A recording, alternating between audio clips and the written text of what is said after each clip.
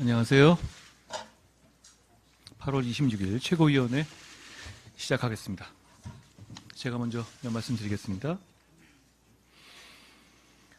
어제 고위 당정에서 국민의힘은 국가에 헌신하신 분들에 대한 예우 강화에 대해서 말씀드렸습니다. 구체적으로는 지금 현재 유족연금이 순직하신 군인의 경우에 추서되는, 그러니까 순직 이후에 이 올린 계급이 아니라 그 이전의 계급대로 지급되고 있는데요. 유족연금을 추서한 계급에 따라서 지급하는 방안에 대해서 정부와 논의했습니다. 구체적으로는 저희는 이 제도를 시행함에 있어서 제도 시행 이전의 대상자들에 대해서도 소급해서 적용해야 한다는 말씀을 드렸습니다. 그리고 군인, 경찰, 소방공무원들 같은 제복공무원들은 너무 당연한 것이고, 재난 현장에서 몸을 아끼지 않은 일반직 공무원들도 그 대상이 되어야 한다는 말씀을 드렸습니다. 정부에서도 적극적으로 검토해 주겠다는 말씀을 하셨습니다. 한 나라가 누구를 배출했느냐 못지않게 누구를 어떤 방식으로 기억하느냐가 그 나라의 품격과 수준을 말해 준다고 생각합니다. 우리는 이분들을 명예롭게 기억하겠습니다. 국가가 어떤 분들을 명예롭게 기억하는 것은 말뿐이 아니라 제도, 잘못된 제도를 고치고 좋은 제도를 내는 것으로 하는 것이라고 생각합니다. 저희는 이 제도 끝까지 잘 시행하겠다는 말씀드립니다. 법이 바뀌어야 되는데요. 이 부분에 대해서는 크게 정쟁의 요소도 없고 민주당도 반대할 이유가 없다고 생각합니다. 이런 법안들을 신속히 처리하자는 말씀드립니다.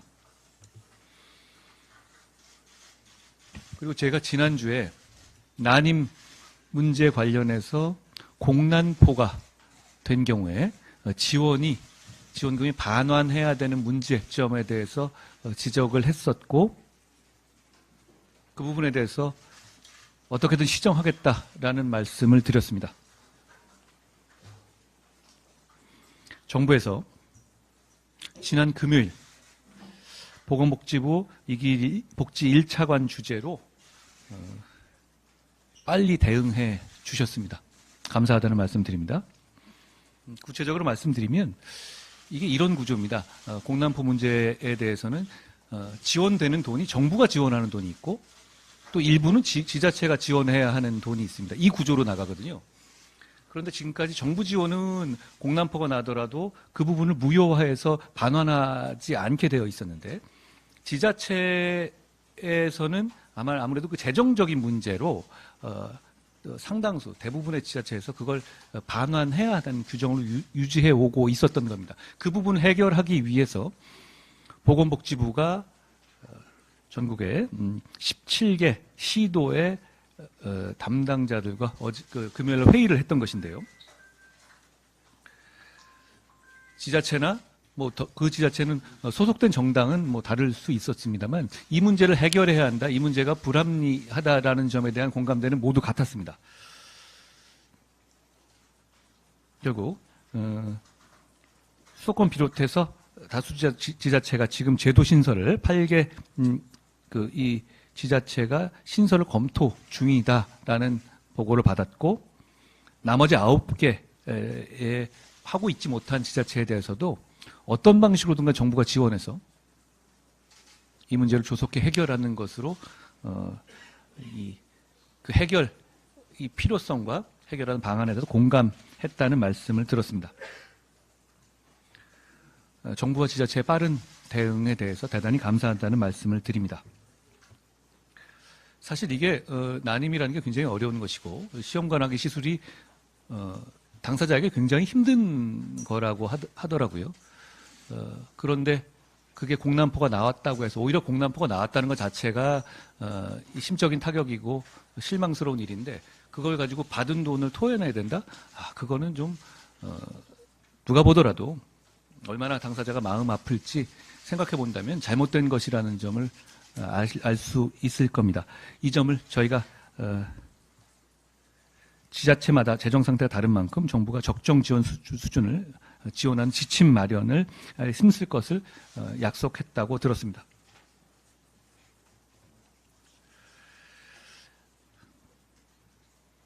어차피 국가가 가지고 있는 재원은 한정돼 있잖아요. 그런 재원을 포퓰리즘적으로 인류적으로 살포하는 방법도 있을 수 있고요. 그런데 이렇게 해결되지 않은 문제점, 이런 부분들을 최대한 찾아서 꼭 필요한 것을 우선적으로 돈을 쓰는 방안이 있을 겁니다. 우리 국민의힘은 후자의 방식을 더 확대하겠습니다. 그게 바로 저희가 말하는 격차 해소의 길이라고 생각합니다. 이런 문제에 대해서 앞으로 야당과 건설적 논의에 더 나서겠습니다. 이건 철저히 민생 문제이잖아요. 이재명 대표님의 코로나 이 확진으로 잠시 미뤄졌지만 많은 국민들께서 여야 회담을 기대하고 계시다고 생각합니다. 그 이유는 정치의 복원 그리고 민생 정책을 중심으로 하는 정치로의 새로운 전환을 많은 국민들께서 바라고 계시다는 이유라고 생각해요.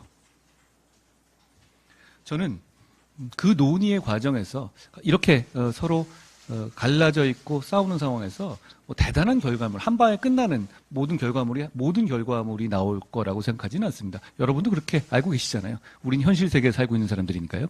그렇지만 여야 대표가 새로운 정책 출발을 하겠다는 결의를 보이고 몇몇 쟁점에 대해서 서로 합치되는 거나 의견이 좁혀지는 모습을 보여드리는 것만으로도 새로운 정치를 출발하는 것을 보여드릴 수 있고 국민 여러분들께 희망을 보여드릴 수 있다고 생각합니다. 회담을 반드시 하게 되기를 저는 기대합니다. 그 과정에서 그 회담의 전부를 국민들께 그대로 공개하는 것이 좋지 않겠냐 하는 제 생각에는 변함이 없습니다. 그렇게 됐었을 때 그 과정과 그 차이점 그리고 세상을 보는 관점, 국민을 위해서 어떤 정치를 하겠다는 양당의 관점을 보여드릴 수 있지 않겠습니까? 우리 주인인 국민들께서 그렇게 이 점에 대해서 민주당 일각에서는 좀 반대하는 목소리도 있는 것 같습니다. 제가 이렇게 말씀드리겠습니다. 저는 그렇게 공개하는 것이 더 바람직하다고 생각하지만 그 회담의 전제로서 그걸 주장하는 건 아닙니다. 더불어민주당 물론 이 공개하는 것에 대해서 뭐 반대하는 목소리도 일리 있는 목소리일 수 있기 때문에 저는 그 점을 우리 국민의힘은 그 회담의 전제 조건으로 고집하지는 않겠다는 말씀을 드립니다. 중요한 건 빠른 시일 내에 회담을 하는 것이라고 생각합니다. 이재명 대표님의 쾌유를 빌면서 조속한 만남이 이루어지기를 기대합니다. 어제 고위당정에서도 물가에 관한 논의가 있었습니다. 정부가 대단히 많은 노력을 하고 있습니다. 그렇지만 물가라는 것이 사실 완벽하게 그 성과를 모든 사람이 만족하는 성과를 내기가 대단히 어려운 분야입니다.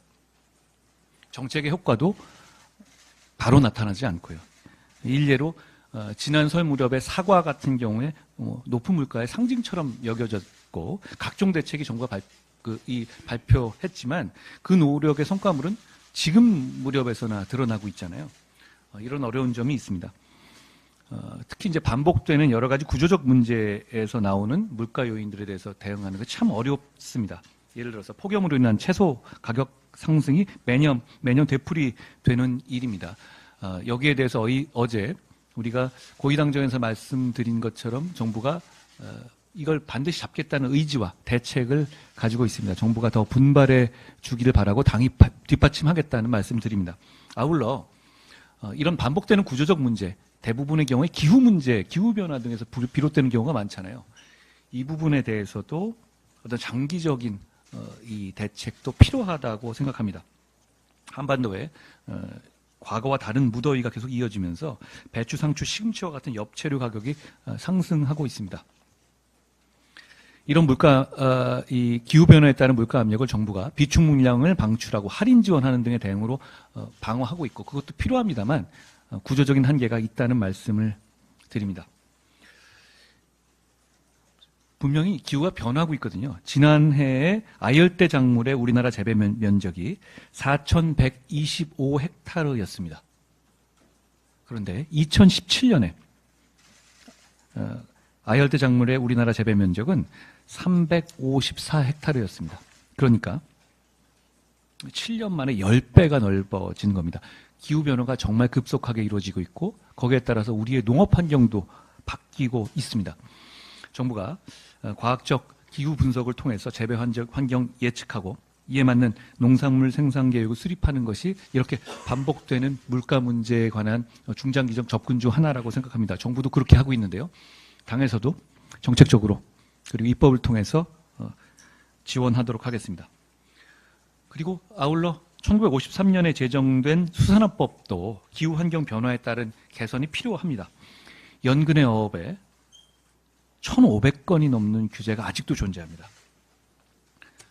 환경 변화에 맞는 규제 개선이 반드시 필요합니다. 수산기자재 산업의 육성과 스마트화 촉진도 필요합니다. 국민의힘이 뒷받침하겠다는 말씀을 드립니다. 이스라엘과 헤즈볼라의 충돌이 언뜻 보면 남의 일 같고 먼 일 같지만 실제로 이 중동 정세는 금융시장과 유가와 직결되는 문제죠. 정부와 금융당국에서 국내외 실물과 금융경제 동향을 면밀히 점검하고 대응하고 있는 것으로 알고 있습니다. 국민의힘도 정부와 함께 이 긴장감을 늦추지 않고 정세 변화에 면밀하게 대응하겠다는 말씀을 드립니다.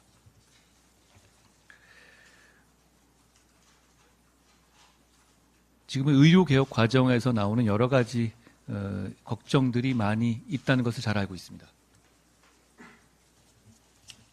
의대 증원이 필요하다라는 국민적인 동의는 분명히 있었고 지금도 있다고 생각합니다. 다만 국민의 건강을 지키는 건 절대적 가치이기 때문에 그 과정에서 생길 수 있는 여러 우려에 대해서도 정부가 철저히 대비해야 한다고 생각합니다. 저도 그리고 당도 지금도 노력하고 있습니다만 더 노력하겠다는 말씀 드립니다. 다만 그 과정이 이 공개될 경우에는 오히려 그 실용적인 결과를 내는데 장애가 될 수 있기 때문에 저희가 조용하지만 그렇지만 심각성을 인식하고 진지하고 우선순위를 두고 제안을 드리고 그리고 많은 의견을 듣겠다는 말씀을 드립니다. 저는 오늘 여기까지 하겠습니다. 정치의 가장 큰 책무는 바로 국민의 삶을 보살피고 희망을 만드는 것입니다. 정치를 살려 국민께 희망을 드려야 합니다. 제 말이 아니라 이재명 대표가 대표회담을 제안하면서 했던 말입니다. 여야 대표가 비밀리에 할 얘기도 있겠지만 국민의 삶이 어려운데 굳이 비공개로 만나며 노력하는 척만 한다는 건 동의하기 어렵습니다. 이 또한 이재명 대표가 작년 6월 7일 죄송합니다. 김기현 대표를 상대로 정책 대화를 제안하며 했던 말입니다. 대표회담의 목적은 명확합니다. 이재명 대표가 밝힌 것처럼 정치를 살려 국민의 삶을 보살피고 희망을 만드는 것입니다. 국민들이 이번 대표회담에 거는 기대 또한 다르지 않습니다. 제발 정쟁을 중단하고 정치를 살려 국민의 삶을 보살피고 희망을 만들라는 것입니다. 국민의 삶이 어려운데 굳이 비공개로 만나며 노력하는 척만 하는 것은 희망 고문일 것입니다. 참으로 오랜만에 열리는 대표회담입니다. 그만큼 국민들의 기대도 큽니다. 대표회담의 성공 여부에 대한 국민들의 평가 기준은 오직 하나입니다. 바로 민생입니다. 국민들은 대표회담에서 누가 민생을 말하고 국민의 삶을 걱정하는지 직접 보고 평가할 수 있어야 합니다. 굳이 생중계를 피할 필요도 없습니다. 그러나 그것 또한 협상 과정에서 얼마든지 조율할 수 있는 가능성이 열려 있습니다. 어떠한 경우에도 형식이 내용을 가로막는 일은 없어야 합니다. 대표회담 실무 협상이 진전되기를 기대합니다. 이원석 검찰총장이 김건희 여사 명품백 의혹 사건을 수사심의위원회에 회부했습니다. 이에 대해서 민주당은 검찰의 면죄부 결론을 정당화하기 위한 요식 절차로 끝날 것이 불보듯 뻔하다. 허수아비 총장인 줄 알았더니 공범이었다. 라며 결정도 하기 전에 시비를 걸고 있습니다.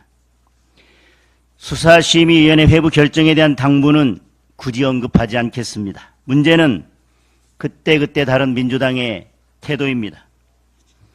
수사심의위원회는 수사의 중립성과 투명성을 높이기 위해 수사와 기소의 적정성을 심의하는 기구로서 문재인 정부 시절 도입된 제도입니다. 그런데 이제는 정권이 바뀌고 나니 수사심의위원회가 사사건건 마음에 들지 않는 모양입니다. 공수처는 또 어떻습니까? 문재인 정부에서 목숨 걸고 만들어 놓고 이제는 공수처를 믿을 수 없다며 사사건건 특검을 하자고 생떼를 쓰고 있습니다. 이제 특검법은 누르기만 하면 나오는 자판기 커피가 되었습니다. 공수처도 수사심의위원회도 결국 문재인 정권을 위한 일회용이었습니다. 수사심의위원회는 법과 절차에 따라 공정하게 결정할 것입니다. 판단은 국민의 몫입니다. 그리고 결정에 대한 책임과 비판은 수사심의위원회와 검찰총장의 몫입니다. 비판은 그때 해도 늦지 않을 것입니다. 이상입니다.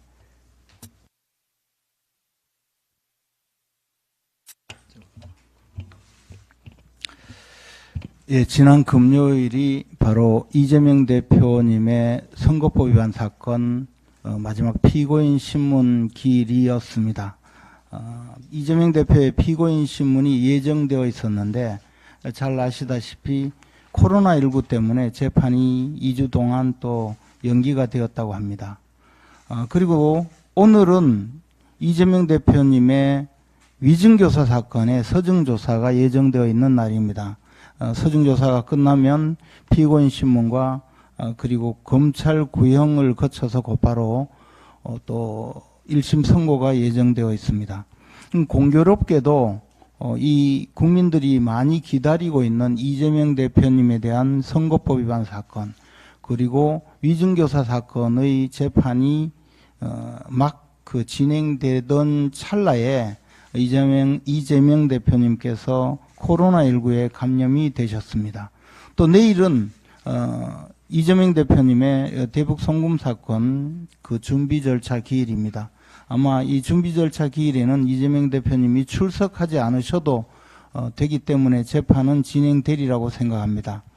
많은 국민들이 이재명 대표님의 재판을 기다리고 있습니다. 또한 이재명 대표님 스스로도 무죄를 확신한다. 민주당도 이것은 뭐 무죄가 확실하다고 말씀하고 계시지 않습니까? 그러면 무죄가 확실한 재판 빨리 진행하는 것이 오히려 이재명 대표님께도 좋은 일이라고 생각을 합니다. 일각에서 제기하듯이 이재명 대표님께서 코로나19에 걸리지 않으셨다고 주장하는 것, 그것은 전혀 사실이 아닐 거라고 생각을 합니다. 이재명 대표님께서 코로나에 감염이 되셨고 그에 대해서 상당히 그 지금 병중에 있기 때문에 대표 회담까지 연기가 된 이 상황에 있습니다. 방금 그 우리 한동훈 대표님께서도 이재명 대표님의 코로나 감염을 걱정하시면서 빨리 완쾌되시기를 바라셨는데 저도 마찬가지로 이재명 대표님께서 빨리 코로나에 완쾌되셔서 재판을 빨리 받으시고 또 국민들께서 기다리고 있는 이 재판 결과를 빨리 만들어 주시길 바랍니다.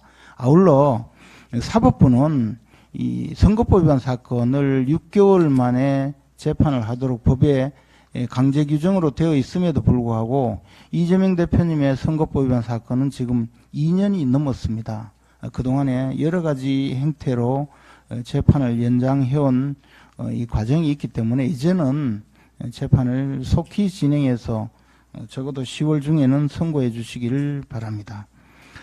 그리고 한 가지 더 말씀드리겠습니다. 최근 조국 혁신당 대표께서 검찰 수사를 앞두고 검찰을 강력하게 비난한 바가 있습니다. 물론 참고인 진술인데 바로 문재인 전 대통령 부부의 뇌물수수 사건 관련 사건입니다. 이 문재인 대통령의 전 사위 서모 씨가 이상직 전 의원의 타이이스타젯이라고 이스타항공의 타이에 있는 태국 현지 법인의 전무이사로 취업한 사건을 두고 그것이 과연 정상적인 취업이냐 아니면 뇌물성 거래이냐를 두고 그동안 수사를 해왔습니다. 2021년 9월 2일 날 제가 바로 이 자리 최고위원 회의에서 그때도 문제 제기를 한 적이 있습니다. 2017년경에 타이이스터젯 현지 법인이 출범을 했고 그리고 얼마 되지 않아서 문재인 전 대통령의 이 사위가 그 현지 법인의 전무이사로 취업을 했는데 사실은 그분은 항공에도 전혀 관여한 적이 없고 또한 재무 관련 일을 한 적이 없고 컴퓨터 게임 회사에 잠시 근무하다가 곧바로 사직하고 타이이스타젯의 임원으로 취업을 해서 막대한 그 연봉을 받았다는 내용이었습니다. 그런데 이상직 전 의원은 그때 당시에 중진공 중소벤처기업진흥공단 이사장에 취업을 했고 그리고 나서 문재인 전 대통령의 사위가 타이이스타젯 현지 법인의 임원으로 취업을 한 것입니다. 그리고 그 과정에서 중진공 현지 직원들이 현지 취업 과정뿐만 아니라 현지 정착에 여러 가지 편의를 제공했다. 또 태국 대사도 특임으로 임명이 되어서 외교관이 아닌 문재인 대통령과 관련 있는 분이 대사로 임명이 되었다. 이런 것은 결국 사위의 취업 자체가 뇌물이다. 그렇게 규정을 하고 수사 촉구를 한 바가 있죠. 그리고 나중에 이상직 의원이 공천을 받고 하는 거래까지도 모두 뇌물죄다라고 규정을 해서 수사 촉구를 한 바가 있는데 그로부터 무려 3년이 지났습니다. 이제 와서 검찰이 뒤늦게 수사를 한다고 나서고 있는데 검찰은 하루빨리 문재인 전 대통령 부부를 이제 소환해서 마지막 수사를 해야 될 것입니다. 그동안에 여러 가지 수사가 진행이 되었고 계좌 추적까지 이루어진 것으로 알고 있습니다. 이러한 과정은 모두 문재인 전 대통령의 전 사위 서모 씨의 취업과 관련되어 있고 그 과정에서 자금을 지원하기 위해서 경호실 직원들과 금전 거래를 했고 또 통장을 빌려서 거래를 했고 더 나아가서 뭐 이상한 거래가 한두 건이 아닙니다. 이에 대해서는 반드시 검찰에서 명명백백하게 이 수사를 해서 뇌물죄로 반드시 처단을 해야 되리라고 생각을 합니다. 의료 사태가 장기화되고 있습니다. 많이 지쳐 있습니다. 우리가 이 의료 사태 때문에 올 안 좋은 일들을 정확하게 인지하고 있습니다. 또 지적을 좀 많이 받았는데 뭐를 특별히 안 하고 있다는 지적을 받았는데 사실 좋은 안들이 아주 긍정적이고 건설적인 안들이 우리 최고위에서 나오고 지금 논의 중입니다. 그 외에는 지금 해결까지 간다는 약속은 못하지만 그 외에는 특별히 드릴 말씀이 없습니다. 이상입니다. 네, 오늘부터 결산 국회가 시작됩니다. 2023년 결산을 보게 되면 상고 파도 속에서 51조 8천억의 세수 부족이 있었습니다. 다시 말해서 예정된 수입이 적게 들어왔다라는 뜻이 되고요. 이것에 대해서 정부는 예산을 비배정함으로써 다시 말해서 쓰기로 되어 있는 곳에 쓰지 않음으로써 대응을 해왔습니다. 24년 총선을 앞둔 정부가 선택하기는 쉽지 않은 선택이었을 것이다 라고 생각합니다만은 그러나 그 덕분에 국가 부채가 더 많이 늘어나는 것은 어느 정도 막을 수 있었다 이렇게 얘기 드릴 수 있겠습니다. 우리의 예산과 관련해서는 굉장히 많은 난제가 있습니다. 한편에 있어서는 수입을 더 늘리기 위해서는 법인세 인상과 같은 방법이 있을 수 있습니다만은 이것은 지금 세계적인 조류와 맞지 않습니다. 신자유주의가 팽배되어 있을 때만 해도 기업이 자율적으로 자신들의 이익에 따라서 전 세계로 기업이 움직여 다녔다라고 하면 지금의 탈세계화 시대에 있어서는 정부가 기업을 끌어들이기 위해서 국고를 퍼주는 시대가 되어 있습니다. 이런 상황에서 우리가 무작정 기업에 대한 세금을 올리기도 어려워졌다. 이렇게 얘기 드릴 수가 있을 것이고요. 그렇다라고 하면 씀씀이를 줄일 수밖에 없을 것이다. 이런 얘기를 드릴 수가 있는데요. 씀씀이를 줄이는 것은 매우 정말 어려운 일이다. 이렇게 얘기 드릴 수가 있습니다. 2016년 박근혜 정부에서 우리나라의 총 지출은 384조 9천억이었습니다.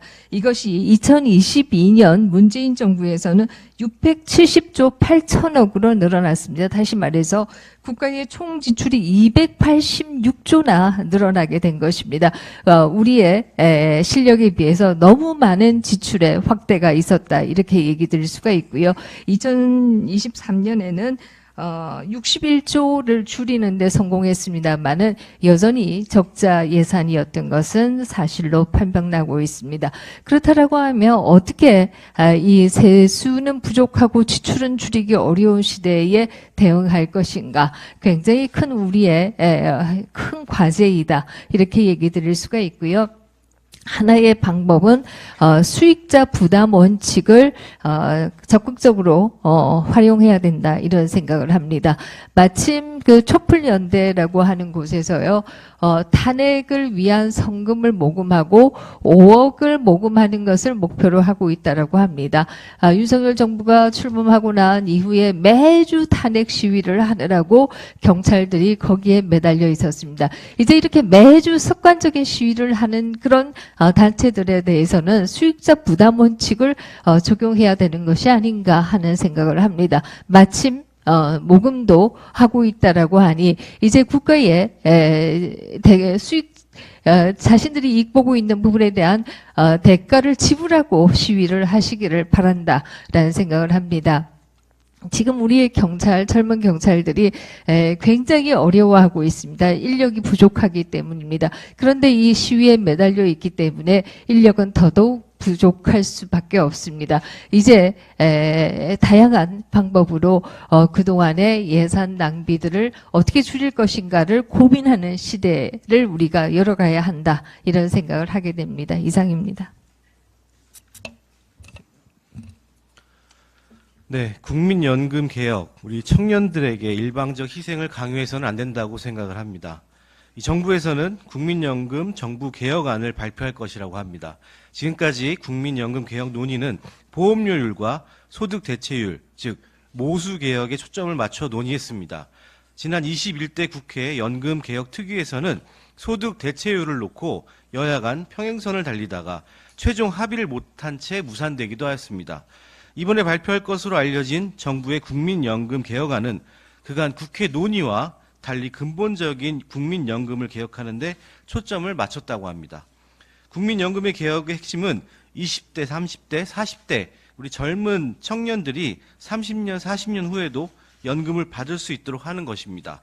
하지만 이미 정부에서 밝혔다시피 2055년이면 연금 기금이 고갈됩니다.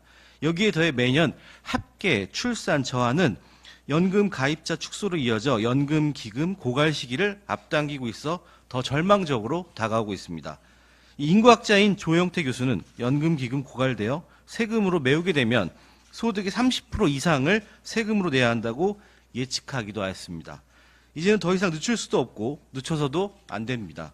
우리 청년들의 미래를 위해 국민연금이라는 시한폭탄을 개혁해야 합니다.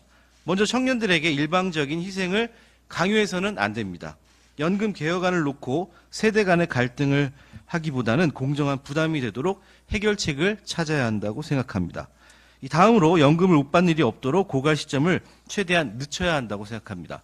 마지막으로 국민연금 개혁 논의 과정을 국민들에게 투명하게 공개해야 합니다. 이를 통해 국민의 신뢰와 지지를 통해서 국민연금이 개혁될 수 있도록 정부와 국회가 한마음으로 노력해야 한다고 생각합니다. 이상입니다. 안녕하십니까, 김종혁입니다. 지난 23일 저는 이 자리에서 민주당 김민석 수석 최고위원에게 윤석열 정부가 국지전과 북풍 조성을 염두에 두고 계엄령을 준비한다는 주장에 근거를 물었습니다. 그러자 김 수석은 언론 인터뷰에서 전반적인 종합적 판단을 하고 있고 필요한 그때그때 더 말씀드리겠다라고 말했습니다. 김 수석님, 지금이 바로 필요한 그때입니다. 물타기는 그만하시고 수석 최고위원답게 종합적 판단의 근거를 제시하시기를 재차 촉구합니다. 솔직히 저는 김 수석이 최고회의 때마다 터무니없는 발언을 계속하는 이유가 뭔지 매우 궁금합니다.